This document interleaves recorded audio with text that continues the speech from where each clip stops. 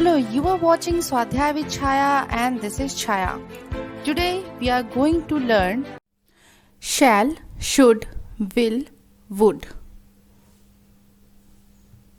When we use shall is used to express future and shall sometimes used in second and third persons to express a command, a promise or threat. And shall, I, we are used to ask the will of the person addressed. So let's have a look on the examples. I will buy a new car this Monday. So this sentence is expressing the future. So as I told you that shall is sometimes used in the second and third person to express a command, a promise or threat.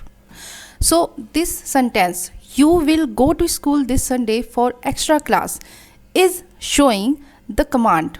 You will go to school this Sunday for extra class. So this sentence is expressing the command. Shall is used to questions with shall I and shall we are used to ask the will of the person addressed. Like, shall I open the door? You can ask the different way. Do you want me to open it? But when we use shall in this sentence, so you can use this sentence like this. Shall I open the door? Let's have a look on will, where we use this word. So will is used to express volition. Will is used to express characteristics, habit. Will is used to assumption or probability. And will is used to invitation or a request. How? Let's see. So how will express a volition? So look at this sentence. She will carry all books. In the sentence, this is the girl who wants to carry all books. I mean, she is willing to carry all books. I will try to be on top next time. So in this sentence, this girl is keeping a promise to herself that she will try to be on top next time. He will go out for nothing but clicking the pictures.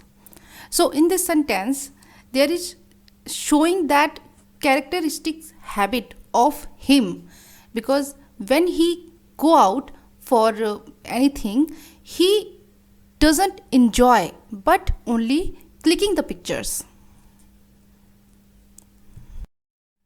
That will be your pen, I think. In this sentence, we can see the assumption or probability. The boy is saying that will be your pen, I think. He's not sure. He's doing only assumption. Let's see some other examples of will. First sentence, will you have tea? Will you lend me your bicycle? So in the first sentence, we can see the invitation. Will you have tea? And in the second sentence, we can see the request. Will you lend me your bicycle? So let's come into should. So we know the basic use of should, right? But today I want to tell you the other uses of should. So should is used as past equivalents of shall, and should expresses duty and obligation. Should is used to express a supposition that may not be true. How? Let's see. Children should go their school on time. So this sentence is showing a duty of a child who should go their school on time. So when we talk about express a supposition that may not be true, so take a look here.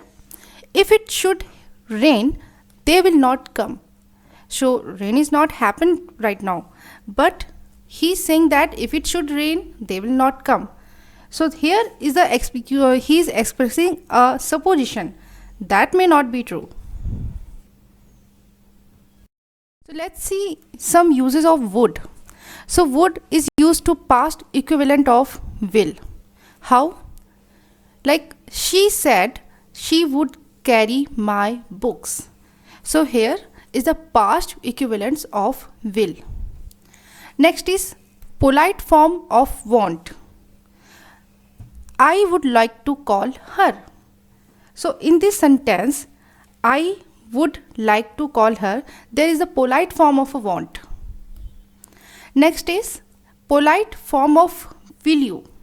When we say something about any polite form in this sentence, like would you sit here please? If you will say that, will you please sit here? So this is not right. That will not in polite form. When you will say in polite form, then you have to say would you sit here please, because this is the form of polite.